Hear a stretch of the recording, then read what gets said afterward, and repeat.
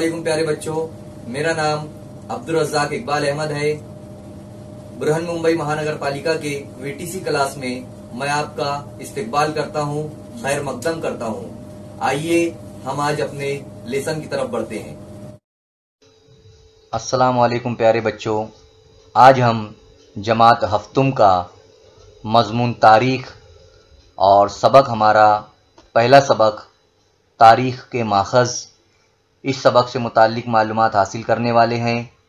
इस सबक में हम लोग देखेंगे कि कौन कौन सी पुरानी चीज़ें, चाहे वो तहरीरी सूरत में हो यानी लिखी हुई सूरत में हो या ज़बानी सूरत में हो या बनी हुई हो, वो तमाम को क्या कहते हैं और उनसे हमें कौन कौन सी चीज़ें या कौन कौन सी मालूमात हमें हासिल होती है, वो इस सबक में हम लोग देखने वाले हैं। और तारीख़ के माखज़ की किस्में कितनी हैं, कौन कौन सी है, ये हम लोग आज तफसील से देखेंगे। आइए हम अपने सबक की तरफ बढ़ते हैं।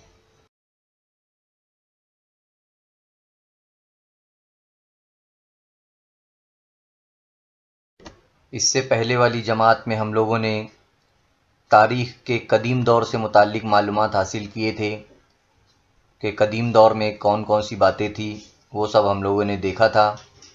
यहाँ पर हम लोग आज तारीख़ में दौर वस्ता से मुताल्लिक़ मालूमात हासिल करेंगे। यहाँ पर कदीम दौर, दौर वस्ता और दौर जदीद, तारीख़ को इन तीन दौरों में, इन तीन ज़मानों में जो है तो बांटा गया है। पहली सदी से लेकर 8वीं सदी तक ये दौर कदीम कहलाता है। 9वीं सदी से 18वीं सदी तक दौर वस्ता और 18वीं सदी के बाद से अभी तक जो ज़माना चल रहा है ये दौर जदीद में जाता है। तो ज़मानी तरतीब के लिहाज से माजी में होने वाले वाक़यात के बारे में तहकीक और बाज़ाब्ता मालूमात को तारीख़ कहा जाता है। यहाँ पर तारीख़ की जो है वो तारीफ़ दी गई है। अगर हम आसान अल्फाज में तारीख़ को समझना चाहेंगे अगर, तो वो ये है कि पुराने वक्त में यानी जो दौर गुज़र गया है, उस दौर में जो भी वाक़यात या जो बातें गुज़री है वो सब तारीख़ कहलाती है। लेकिन वो बातें हकीकत पर मबनी होनी चाहिए, कोई कहानी की सूरत नहीं होना चाहिए, मनगढ़ंत बातें नहीं होना चाहिए, तो उसे जो है तो हम लोग तारीख़ कह सकते हैं। लफ्ज़ तारीख़ किसी चीज़ के ज़हूर का वक्त, किसी अज़ीम वाक़े का वक्त का तयन या ज़माने का अरसा, ये भी तारीख़ कहलाता है।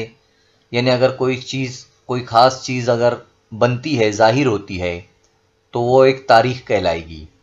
कोई अज़ीम वाक़या, कोई बहुत बड़ा वाक़या अगर गुज़र गया है यानी गुज़रा हो गया हो, तो उस वक्त का जो तयन रहेगा वो भी एक तारीख़ कहलाएगी। और ज़माने का अरसा यानी जिस ज़माने में वो हुई है बात, वो वाक़या जिस ज़माने में हुआ है, वो सब तारीख़ कहलाती है। तारीख़ के कुछ अहम बातें होती है, जैसे शख्स, समाज, मकाम और ज़माना।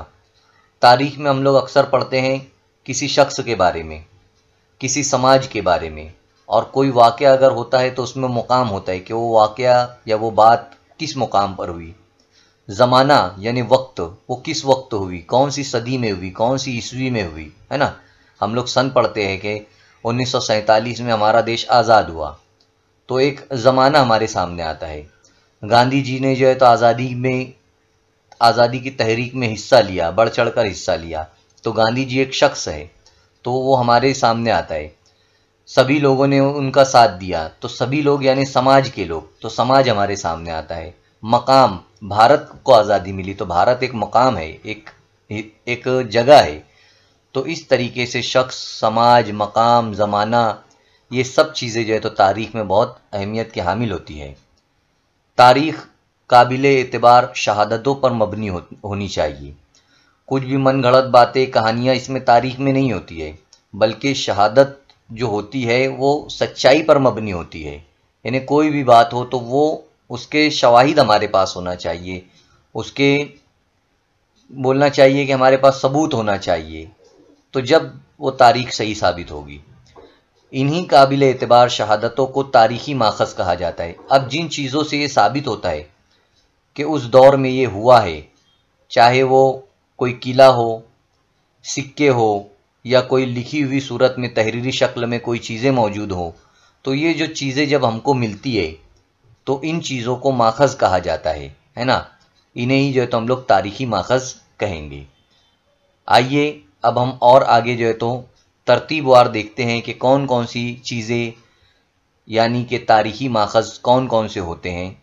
वही बातें जो है तो हम लोग देखने जा रहे हैं।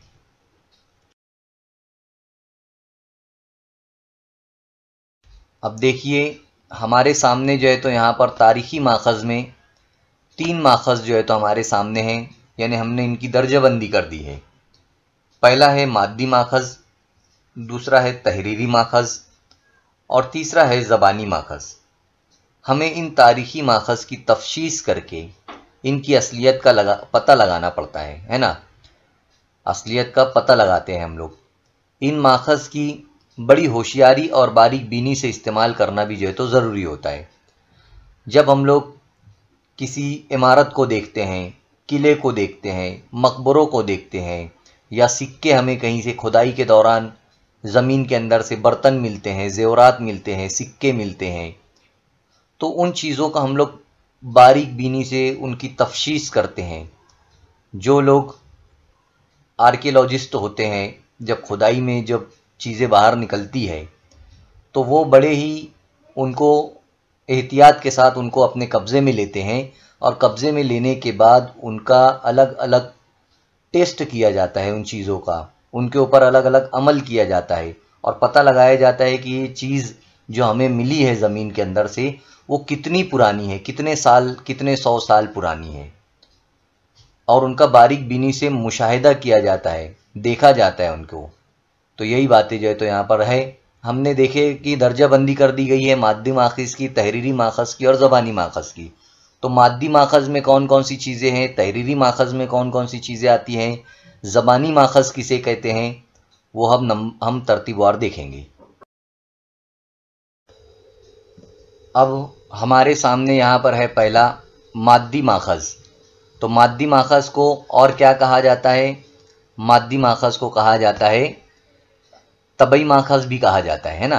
ये बात हमें याद रखना है। अब मादी माखज़ में कौन कौन सी बातें शामिल होती है वो हमें देखना है। तो मादी माखज़ में यादगारें, अब बहुत सारी यादगारें जो है तो हमारे हिंदुस्तान में या दुनिया में अलग अलग जगह पर बनाई गई है यादगारें। जैसे शहीदों की यादगारें, आप लोग जो है तो इंडिया गेट पर जाओगे तो वहाँ पर पूरे शहीदों के जो है तो नाम लिखे गए हैं, देश में किन लोगों ने देश की आज़ादी में हिस्सा लिया है, उनकी पूरी तस्वीर जो है, पूरे नामों की जो है तो पूरी एक फहरिस्त वहाँ पर बनी हुई है। और इंडिया गेट को जो है तो वहाँ पर शहीदों की यादगार के तौर पर भी जो है तो देखा जाता है। इसी तरह तो मुल्क के अलग अलग हिस्सों में शहीदों की यादगारें जो है तो बनाई गई है। इसी तरह इमारतों के ज़रिए भी जो है तो पता चलता है। जैसे ताजमहल हो गया, लाल किला है और लाल महल है पूना में। तो ये तमाम जो इमारतें हैं इनके ज़रिए भी जो है तो हमें उस दौर का पता चलता है कि लाल महल में जो है तो शिवाजी महाराज जो है तो बचपन से रहते थे। ताजमहल जो है तो शाहजहां ने बनाया। तो उस दौर की बातें जो है तो हमारे सामने निकल कर आती है।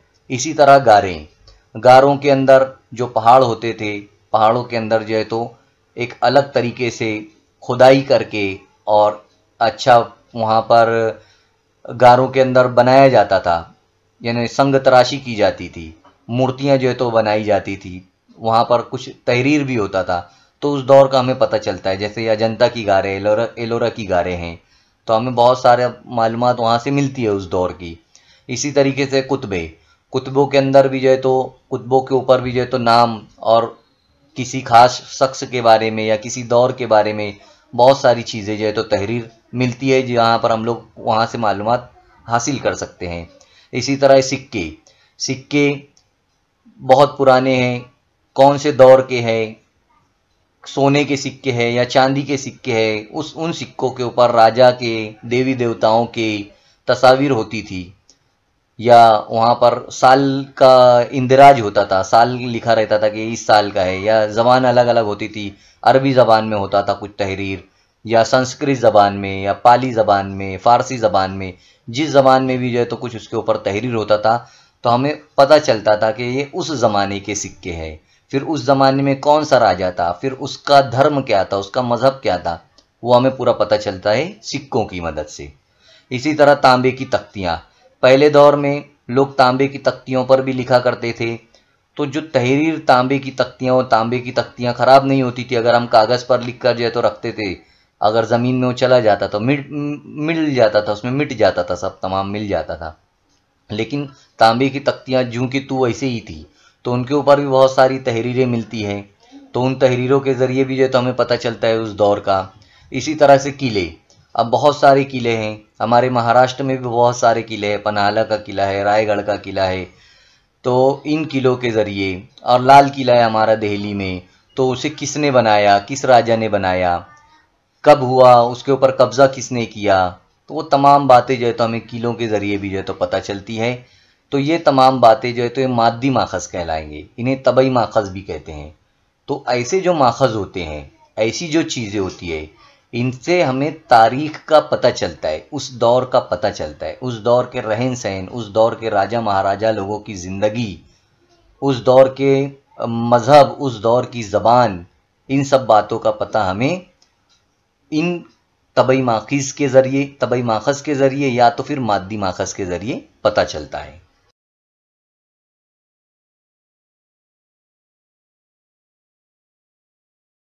अब हम तबई माखज़ में अगर सबसे अहम चीज़ की बात करेंगे तो वो है किले। अब बहुत सारे किले हैं और किलों की अक़साम भी है। किले जो है तो बहुत अहमियत का हामिल होते थे पहले उस दौर में, राजा महाराजा लोगों के दौर में। और किलों की अक़साम भी बहुत सारी है, यानी उसकी किस्में हैं। जैसे पहाड़ी किले हो गए और जंगलाती किले, जैसा कि आप लोग तस्वीर में देख सकते हैं। पहला जो है तो पहाड़ी किला नज़र आ रहा है आप लोगों को पहली तस्वीर में। इसी तरह जंगलाती किले यानी जंगल पर बने हुए किले। फिर यहाँ पर सिंधुदुर्ग का किला नज़र आ रहा है तीसरी तस्वीर में आप लोगों को। फिर चौथी तस्वीर में मालेगांव का एक ज़मीनी किला है। सिंधुदुर्ग का जो किला है वो किला समंदर पर बनाया गया है। इसी तरह मालेगांव का ये जो किला नज़र आ रहा है आप लोगों को, ये ज़मीनी किला है। और जो दूसरे किले हैं, रायगढ़ का किला या पन्हाला का किला, ये तमाम किले जो है वो पहाड़ों पर बनाए गए हैं। तो आप लोग देख सकते हैं तस्वीर में कि पहाड़ों पर जो है तो किस तरीके से किले बनाए गए हैं, ज़मीनी किले कैसे होते हैं, समंदरी किले कैसे होते हैं। ये तमाम किले जो है तो यहाँ पर आप लोगों को नज़र आ रहे हैं। तो इन किलों के ज़रिए भी जो है तो मालूमात मिलती है हमें उस दौर की, है ना। वहाँ के राजा महाराजाओं के दौर की पता चलता है कि ये जो किले हैं किसने बनाया। फिर जंगें हुई तो किलों का मुहासरा किसने किया, किलों को किसने घेरा, फिर कितने दिन बाद जो है तो वहाँ से कैद से रिहा हुए या जंग कौन जीता। ये सब बातें जो है तो हमें पता चलती हैं। अब बहुत सारी यादगारें होती है जिनके ज़रिए हमें पता चलता है। यादगारों के ज़रिए पता चलता है। शहीदों की यादगारें यहाँ पर दूसरी तस्वीर में बताया गया है। पहली तस्वीर में जो है तो शिवाजी महाराज की जो है तो समाधि बताई गई है जो रायगढ़ में है। इसी तरह महल होते थे, मकबरे होते थे, जैसा कि तीसरी तस्वीर में आप लोग देख सकते हैं। यहाँ पर बीबी का मकबरा जो है तो बताया गया है, जहाँ पर बीबी का मकबरा कह सकते हैं या राबिया दुर्रानी जो है उनका यहाँ पर मकबरा है, और इसे जो है तो आज़म शाह ने बनाया। इसी तरह लाल महल जो है तो चौथी तस्वीर में आप लोग देख सकते हैं, पूना में है लाल महल, और ये यादगारों की तस्वीरें भी आप लोगों को नज़र आ रही है। शिवाजी महाराज की समाधि भी नज़र आ रही है। तो इन तमाम बातों से भी जो है तो पता चलता है कि ये किस दौर की है और किसकी है ना। तो उस अहद की तारीख की मालूमात हमें जो है तो हासिल होती है। फ़न तामीर आप लोग देख सकते हैं कि कितना खूबसूरत जो है तो यहाँ पर बीबी का मकबरा बना हुआ है, लाल महल भी बना हुआ है। तो ताजमहल की तरह जो है तो दिखाई दे रहा है ये बीबी का मकबरा, हूबहू उसको बनाने की कोशिश की गई है। तो ये फ़न तामीर है, यानी फ़न का मुज़ाहरा किया गया है। एक लाल महल भी जो है तो एक खूबसूरत जो है तो महल है। तो उस दौर का फ़न तामीर यानी लोगों के अंदर कितने अच्छी सलाहियत थी बनाने की इन तमाम चीज़ों को, वो सब बताया गया है। उसका भी जो है तो हमें पता चलता है। और तर्ज रिहाइश यानी लोगों का रहन सहन किस तरह था, कैसे घरों में वो लोग रहते थे, कैसे महलों में रहते थे, वो भी हमें इन इमारतों को देखकर हम पता लगा सकते हैं।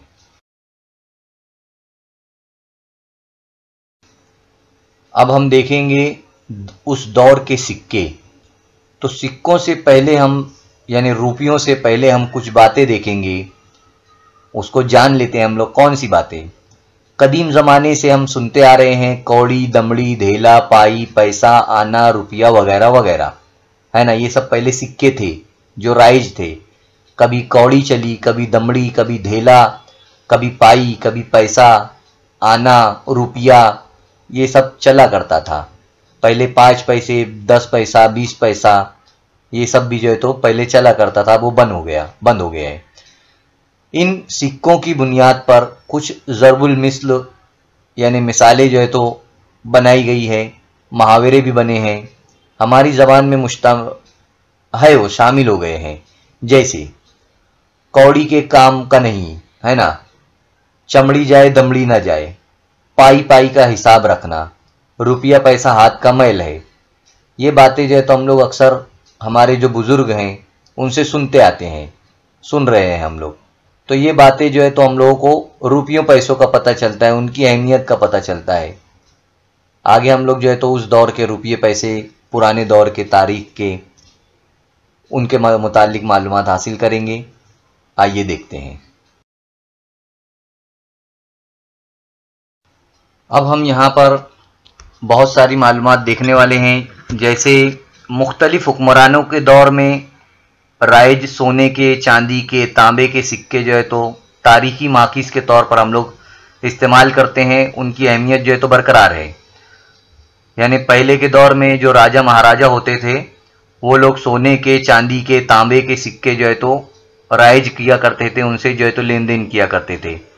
कुशान जो राजा था, आप लोगों को याद रखना है, कुशान राजा ने सबसे पहले सोने का सिक्का जो है तो राइज किया था, और उसके बाद से जो है तो अलग अलग दौर में वो सब चलता रहा। इन सिक्कों के मुताले से हमें हुक्मरानों के, उनके अहद हुकूमत के, उनका नज़्म नस्क कैसा था हुकूमत का, वो मजहबी तसव्वुरात कैसे थे, उनकी शख्सी तफसीलात यानी वो किस शख्सियत के हामिल थे, कैसे थे, वो तमाम बातें जो है तो सिक्कों के ज़रिए हमें पता चलता है। इसके अलावा हमें उस अहद की माशी लेन देन, है ना, इकोनॉमिक कंडीशन, माशी हालत कैसी थी उनकी, वो भी पता चलता है। धातों के इल्म का भी पता चलता है कि सोना उस वक्त रहा होगा जब ही तो सोने के सिक्के बने। फिर चांदी के सिक्के कब आए, फिर तांबे के सिक्के बनाए गए, तो हमें पता चलता है कि तांबा उस वक्त रहा होगा या नहीं होगा। ये सब हमें धीरे धीरे जो है तो पता चला है।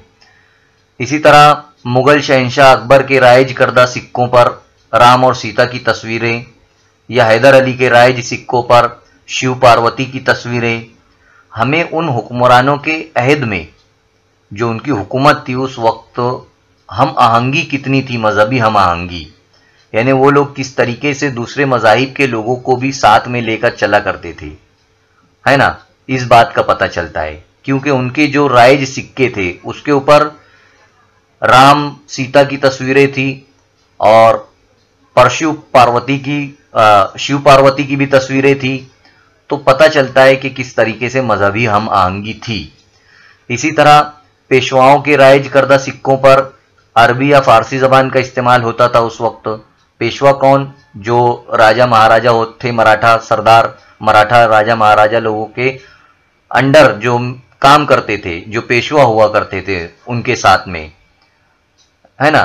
तो वो लोगों के दौर में भी अरबी और फारसी जबान का इस्तेमाल किया गया सिक्कों पर। तो ये सब बातें उस दौर की समझ में आती है कि किस तरीके से लोग एक दूसरे से नफरत नहीं करते थे, सब मिलजुल कर रहते थे। और उस दौर के ज़बानें जो थी उसका भी पता चलता है हमें। जैसा कि आप लोग देख सकते हैं, अब यहाँ पर तस्वीर में पेशवा अहद के सिक्के हैं, तो पेशवा अहद के सिक्के हैं और उसमें अरबी और फारसी में लिखा हुआ है। इसी तरह हैदर अली के जो सिक्के हैं उसमें जो है तो तस्वीर बनी हुई है। तो इन सब बातों का हमें पता चलता है वहाँ से, इन तस्वीर के ज़रिए देखकर। इसी तरह कुतबे होते थे, कुतुबों पर संगी तहरीरें होती थी, यानी पत्थरों के ऊपर तहरीर किया करते थे, लिखी जाती थी बातें। और तंजावुर के एक बृहदेश्वर मंदिर के अहाते की तहरीरें, जैसा देख सकते हैं आप लोग यहाँ पर, एक जो नीचे पत्थर पर लिखा हुआ है और मंदिर भी जो है तो वहां पर बना हुआ है, तस्वीर दी गई है। तो वहां से हमें पता चलता है चालुक्य सल्तनत के बारे में, राष्ट्रकूट के बारे में, चोल सल्तनत के बारे में, यादव लोगों के बारे में। यानी जो राष्ट्रकूट है, चालुक्य है, चोल है, यादव है, ये तमाम पहले हुकूमतें जा चुकी है। इन्होंने कई सालों तक हुकूमतें की है पूरे भारत के अंदर।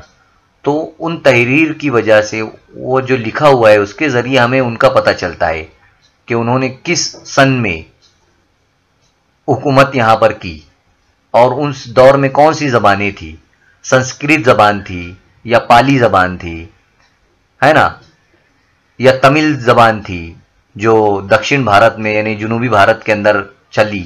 सबसे पहली जबान जो भारत की जो थी वो है संस्कृत जबान। तो पता चलता है उन जबानों के बारे में। इसी तरह जिसकी वजह से जो जबान, रस्मुल खत और वहां की समाजी जिंदगी, इनका पता चलता है। पहले तांबे की प्लेट या परत के ऊपर भी जो है तो जिसे तामरपट या परत कहा जाता था, उनके ऊपर शाही फरमान लिखे जाते थे, फैसले हुआ करते थे। तो फैसलों को भी जो है तो लिखते थे वो लोग, राजा महाराजा लोग। तो पता चलता है कि किस तरीके से किनके साथ जंगें हुई, किनके साथ मिलाप हुआ, कितने सालों तक जंगें चली, कितने सालों तक हुकूमतें हुई। ये तमाम बातें जो है तो हमें पता चलती है इन तमाम चीज़ों के ज़रिए। अब यहाँ पर हमसे पूछा जा रहा है कि क्या आप जानते हैं, है ना। तो देखिए क्या हमें जानना है। चैतिया विहार, खानकाहें, मंदिरें, कलीसा, मसाजिद, आतिशकदे, किले, मकबरे, गुरुद्वारे, छतरी, संग तराशी कुएं, जीनेदार बाउलियाँ, मीनार, फसील, मलबूसात, हथियार, बर्तन, जेवरात, कपड़े, फनकारी के नमूने, खिलौने, औजार और मौसीकी के आलात यानी साज वगैरह का शुमार तारीख के तबई माखीज में होता है।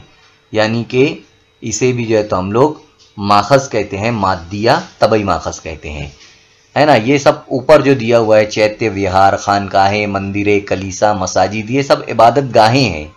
फिर इसके अलावा किले हैं, मकबरे हैं, ये तो मैं आप लोगों को बताया, गुरुद्वारे हैं, गुरुद्वारे में भी जो है तो इबादत गाह है। ये भी छतरी, संग तराशी, जो संग तराश यानी पत्थरों पर लिखे गए हैं, कुएं बनाए गए हैं, मीनार है, फसील है, मलबूसात यानी कपड़े, हथियार उस जमाने के, बर्तन, जेवरात पहनने के लिए, फनकारी के नमूने, ये तमाम चीज़ें, मौसीकी के आलात वगैरह, तमाम चीज़ों का शुमार जो है तो मादी माखज में जो है तो होता है, तबई माखज में होता है इनका शुमार, है ना। ये बात याद रखना है आप लोगों को।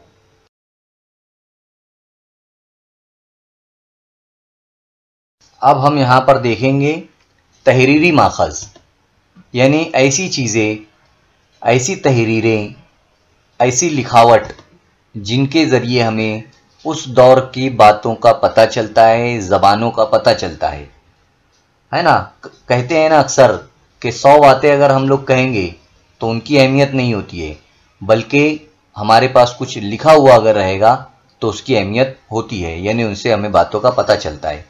तो यही बात यहाँ पर भी बताई गई है कि तहरीरी माखज कितने अहम थे। अब हम देख रहे हैं अभी दौर वस्ता की बात।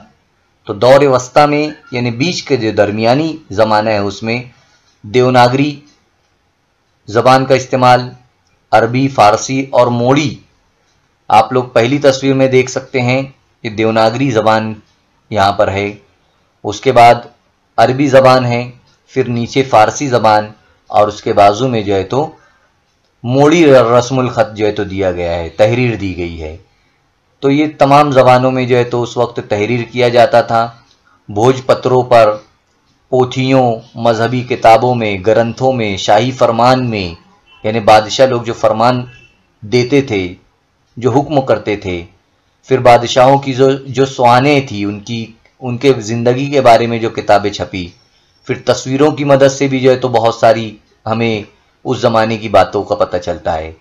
यानी शाही फरमान है, उनकी सवानें जो लोगों ने मिलकर लिखी है, अलग अलग लोगों ने, तो उस ज़माने की ज़बान के बारे में, वहाँ की समाजी ज़िंदगी के बारे में, बादशाहों के बारे में, मज़हब के बारे में सब पता चलता है हमें तहरीरों के ज़रिए, उन किताबों के ज़रिए, है ना। इसके अलावा खाने पीने की अशिया, अवामी ज़िंदगी, लिबास, रहन सहन, ख़यालात कैसे थे, नज़रियात कैसे थे, कौन कौन सी तकरीबात वो लोग, यानी कौन कौन से प्रोग्राम, कौन कौन से त्यौहार वो लोग मनाते थे, ये तमाम बातों का पता भी जो है तो हमें तारीख़ की माखज़ से पता चलता है। जो तारीख़ी माखज़ है, तहरीरी लिखी हुई सूरत में जो है, उनसे जो है तो हमें पता चलता है ये सब बातों का।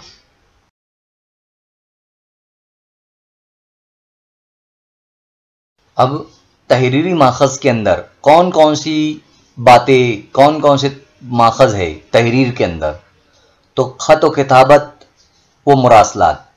जैसे आज हम ख़त लिखते हैं, लेटर्स लिखते हैं, ख़त व किताबत करते हैं। अगर हमें एलसी लेना है स्कूल से तो हम पहले एक लेटर लिख कर देते हैं ना, कि हमें जो है तो ये तारीख़ को हमारा बच्चा यहाँ पर पढ़ता था, अब हम यहाँ पर से दूसरी स्कूल में जा रहे हैं या तालीम हम छोड़ रहे हैं तो हमको एलसी दो, है ना। लिविंग सर्टिफिकेट हम लोग लेते हैं तो उसके लिए भी ख़त देना पड़ता है। तो इसी तरह उस ज़माने में भी ख़त व किताबत चलता था, मुरासलात चलते थे, लोग एक दूसरे को ख़त लिखा करते थे, बादशाहों के दरबार में भी ख़त पहुँचा करते थे। तो उस दौर के ख़त व किताबत के ज़रिए, मुरासलात के ज़रिए जो है तो हमें उस दौर का पता चलता है। शजरे यानी ख़ानदान के पता चलता है कि ये शजरे दिए हुए रहते थे कि ये दादा है, फिर उनके वालिद है, फिर वालिद के जो है तो बच्चे हैं, है ना। औलादों का पता चलता है, कौन था दादा थे, फिर उनके वालिद है, फिर औलाद है, कितने भाई है, कितनी बहनें थी, कब तक हुकूमत इन लोगों ने किए, वो शजरों से पता चलता है। तो ये भी हमें समझ में आता है ना। जैसे अगर हम लोग शजरा देखेंगे तो शिवाजी महाराज का तो पहले शाहजी राजे जो उनके वालिद थे, फिर शिवाजी महाराज, फिर उनके बच्चे। तो इस तरीके से हमें शजरे का पता चलता है, हुकूमतों का पता चलता है। इसी तरह शाही दरबार के रोज़मर्रा के काम, है ना, बादशाहों के जो रोज़मर्रा के काम होते थे, तो कोई कोई शख्स जो है तो उसे लिखा करता था, तो उसकी जो डायरी थी, उनकी जो किताबें थी, उनसे हमें पता चलता है। तज़किरे तवारीख़, जो तज़किरे किए गए तवारीख़ के, तारीख़ के, उनसे भी पता चलता है। कुछ गैर मुल्की सयाह आए थे बाहर के, यहाँ से, यहाँ पर चीन से या दूसरी जगहों से, तो उन लोगों ने भी जो है तो यहाँ आकर बादशाहों के बारे में मालूमात हासिल की, उनके बारे में जो है तो उन्होंने लिखा। जैसे एक मेगास्तीस था और अल बैरूनी है, इब्न बतूता है, ये तमाम लोग जब यहाँ पर आए तो उन्होंने बहुत कुछ यहाँ से मालूमात अपनी किताबों में जो है तो कलम बंद की, उसे लिखी है। इसी तरह ग्रंथ स्वाने, जो भी मजहबी किताबें भी उस वक्त लिखी गई, तो उनके अंदर से भी हमें उस दौर के मज़हब के बारे में पता चलता है, उस दौर के लोगों के बारे में पता चलता है।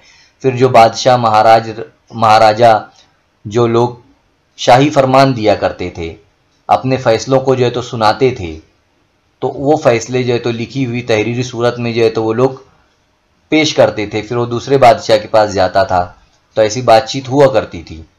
तो ये तमाम बातें जो है तो तहरीरी माखज़ में आती है, ये आप लोगों को याद रखना है। अब हम यहाँ पर देखेंगे कि अहद वस्ता में, यानी हम जिस दौर की बात कर रहे हैं अभी, उस दौर में बहुत सारे बाहर से भी जो है गैर मुल्की सयाह भारत में आए, उन्होंने अपने सफ़रनामे तहरीर किए। यानी वो जब यहाँ पर आए थे तो उन्होंने बहुत कुछ अपने यहाँ आकर देख कर जो है तो उन्होंने लिखा, तो उनसे भी जो है तो हमें इस दौर का पता चलता है। जैसे पहली तस्वीर में यहाँ पर अल बैरूनी की तस्वीर है, अल बैरूनी जब यहाँ पर आए तो उन्होंने बहुत कुछ देखा। दूसरी तस्वीर में यहाँ पर इब्न बतूता है, इसी तरह निकोलस मनुची भी यहाँ पर आए। फिर बाबर की सवानें लिखी गई, बाबर की तस्वीर तीसरे नंबर पर आप लोग देख सकते हैं। इसी तरह शिवाजी महाराज के बारे में भी जो है तो श्री शिव भारत लिखा गया, एक किताब लिखी गई, उनकी सवानें लिखी गई। फिर कई ख़त व किताबत भी जो है तो लिखे गए। तो उस दौर की पॉलिसियों के बारे में, नज़्म नस्र के बारे में, सियासी ताल्लुकात का इल्म होता है हमें इन बातों से, सफ़रनामों से। यही सब बातें जो है तो यहाँ पर बताई गई है। जैसे बाबर की सुहाने जो है तो कवि परमानंद की संस्कृत जबान में तहरीर है, ये भी बताया गया है यहाँ पर। तारीख या जो तवारीख होती है उसके मानी होते हैं वाक़याती तरतीब। तो अलबैरूनी जो आए थे, ज़ियाउद्दीन बरनी है, मौलाना अहमद याहया बिन अहमद है, मिर्ज़ा हैदर है, भीम सिंह सक्सेना है, इनकी जो तहरीर करदा तवारीख है वो हमारे पास मौजूद है, दस्तयाब है, जिनका हम उसका पढ़ते भी हम लोग, है ना। तो यहाँ पर और एक चीज़ बताई गई है, बखर। बहुत सारी बखर भी जो है तो लिखी गई है। बखर जो लफ्ज़ है वो दरअसल खबर है, अरबी लफ्ज़ का खबर है लफ्ज़, उसको जो है तो बखर कहा गया है। ये बिगड़ी हुई शक्ल है, लफ्ज़ खबर की बिगड़ी हुई शक्ल है बखर। बखर जो है महाराष्ट्र में वजूद में आने वाली तारीख नवेसी की एक किस्म है। यानी अब बखर, ऐसी बखर लिखी गई है जिसमें तारीख के बारे में बताया गया है। अब खबर को जो है तो बखर कर दिया गया है, मराठी में उसे बखर कहा जाता है। सबासत बखर, महिकावती बखर, 91 नुकाती बखर, चटनीस की बखर, भाऊ साहब की बखर, खरडिया की लड़ाई की बखर जैसी अहम बखरें थी, है ना। जैसे आप लोग यहाँ पर देख भी सकते हैं, सबासत बखर जो है तो लिखा हुआ है। तो इनके अंदर राजा महाराजाओं के बारे में, उस दौर के बारे में सब कुछ जो है तो बातें लिखी जाती थी। जो सियासी इनकलाबात आते थे, ज़बान है, सकाफ़ती ज़िंदगी है, समाजी हालात वगैरह, ये सब बातें थी। मराठी की ज़्यादातर बखर चूँकि वाक़यात गुज़र जाने के बाद लिखी गई, है ना, जो भी वाक़यात हुए, जंगें हुई, तो उनके बाद लिखे गए ये बखरें। तो इसलिए इसके अंदर सुनी सुनाई बातों पर ज़्यादा जोर दिया गया है। इसी तरह रॉबर्ट आर्म है, MC स्प्रेंगल और ग्रांट डफ, ये लोग भी जो है तो आए थे हिंदुस्तान, ये मगरिबी मुअर्रिखीन थे। इनकी किताबें भी जो है तो बहुत सारे लिखे गए हैं। अब और आगे हम लोग देखते हैं, अभी ज़बानी माखज़ के मुतालिक मालूमात हासिल करेंगे आगे।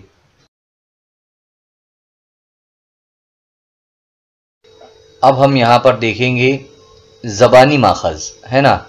हम लोग जो है तो बहुत सारी बातें जो है तो ज़बानी सुनते हैं, कहानियाँ सुनते हैं।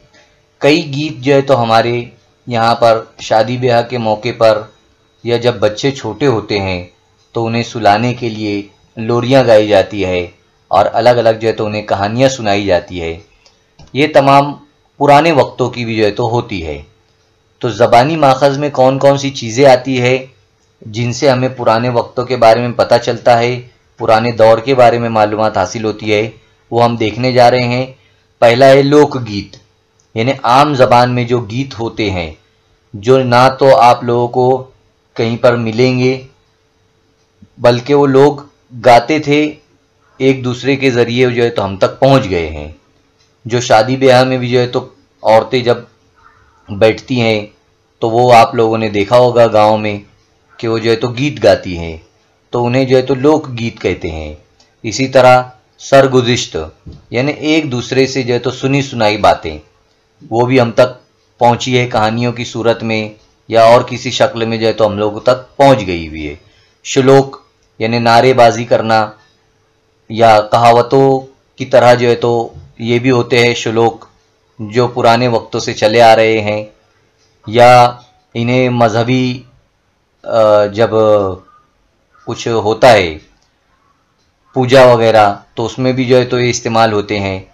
इसी तरह अभंग है, ये शेर शायरी की जो है तो एक शक्ल है जिसके अंदर 4 या तो 6 मिसरे होते हैं अभंग, है ना, जो अलग अलग संतों ने जो है तो गाए हैं, बनाए हैं, शायरी की है अभंग। इसके अंदर समाज की जो है तो बातों को जो है तो उन्होंने रखा है। इसी तरह है पोवाड़े, यानी किसी की तारीफ में पोवाड़े कहे गए हैं। जैसे मराठा दौर में कई पोवाड़े जो है तो तानाजी वगैरह है, जीजा माता, इनके बारे में जो है तो पोवाड़े लिखे गए हैं, है ना। तो ये सब पोवाड़े भी जो है तो इसे ही कहते हैं, ये भी ज़बानी कहे गए हैं। इसी तरीके से कहावतें हैं, आप लोगों को कहावतें जो है तो बहुत सारी आप लोगों ने उर्दू ज़बान में आपकी उर्दू किताब में देखा भी होगा असबाग में आते हैं कहावतें। इसी तरह कहानियां आप लोग सुनते हो, है ना, तो कहानियां भी जो है तो पुराने दौर से चली आ रही है।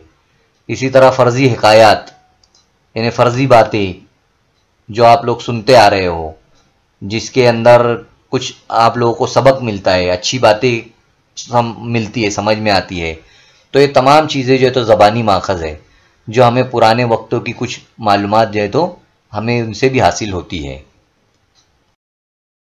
अब देखिए हमारे सामने यहाँ पर तानाजी पोवाड़ा जो है तो लिखा हुआ है, दिया गया है, और बहुत सारी तस्वीर भी जो है तो हमारे सामने मौजूद है। तो हम लोग सबसे पहले तानाजी पोवाड़ा देखते हैं। इस पोवाड़े के मुसन्निफ शायर जो थे तुलसीदास हैं। तुलसीदास की तस्वीर आप लोग पहली वाली देख सकते हैं, वो तुलसीदास है, उन्होंने पोवाड़ा लिखा है।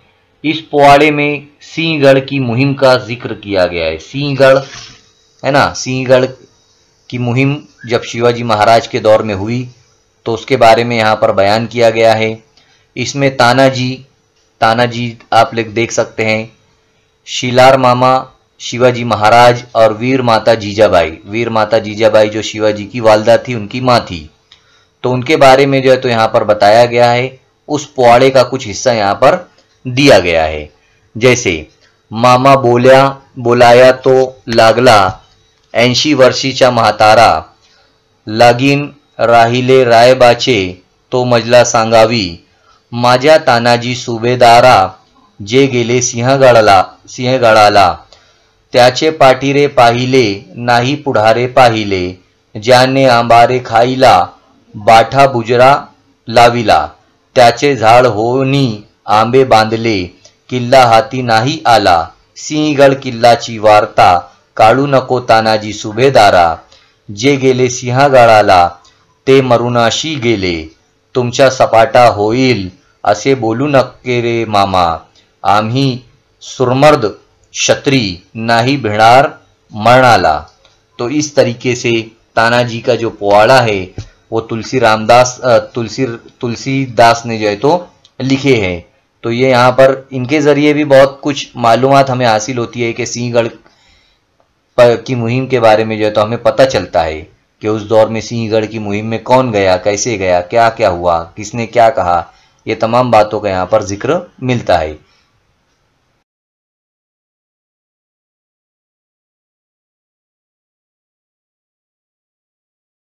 अब हम यहाँ पर हमारी जो आखिरी एक साइड हेडिंग है उसके बारे में देखेंगे, तारीखी माखज़ की कद्र पैमाई, है ना। कद्र पैमाई, तारीखी माखज़ तो आप लोग समझ गए, यानी पुराने वक्त में जो चीज़ें मिली है वो है तारीखी माखज़, तो उनकी कद्र पैमाई करना है, यानी उनको जांचना है, उनकी जांच पड़ताल करना है, ये कद्र पैमाई का मतलब, ये हुआ मतलब कद्र पैमाई। तो जो भी चीज़ें मिली है ना, उसको बड़ी एहतियात के साथ उन्हें हासिल किया जाता है, उनकी छान फटक की जाती है कि यह असल है या नकल है, इन्हें देखा जाता है, इनके मेयार को नापा जाता है, उनकी सच्चाई को नापा जाता है कि सच है या गलत है, और उस दौर में जो भी बगैर दबाव के, कोई सियासी दबाव इनके ऊपर नहीं होना चाहिए, ये तमाम बातों का भी जो है तो ध्यान रखा जाता है। मुबालगा आराई नहीं होना चाहिए कि एक सोने का सिक्का मिला तो 10 नहीं बताना है, जितना मिला उतना ही बताया जाता है। बाकायदा इसकी एक टीम होती है ना।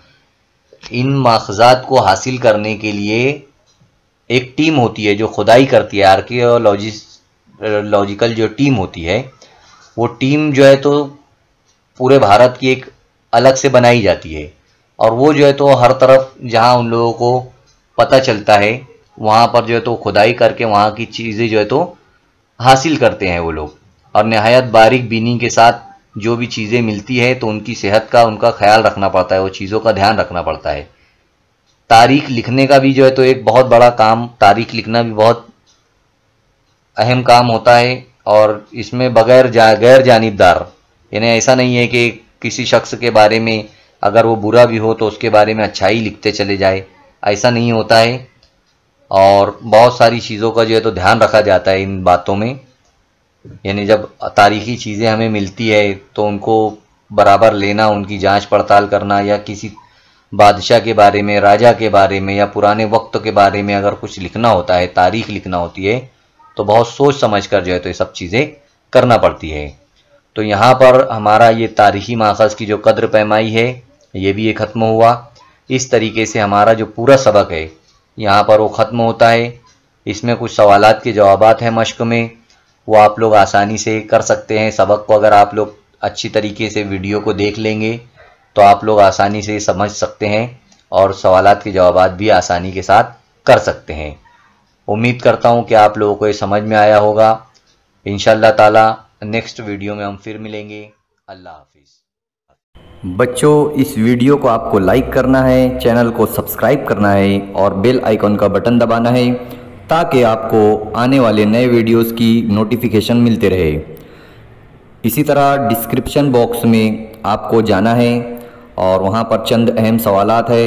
इसी के साथ साथ वहाँ पर एक गूगल फॉर्म दिया गया है ताकि आपके तासुरात को हम जान सके।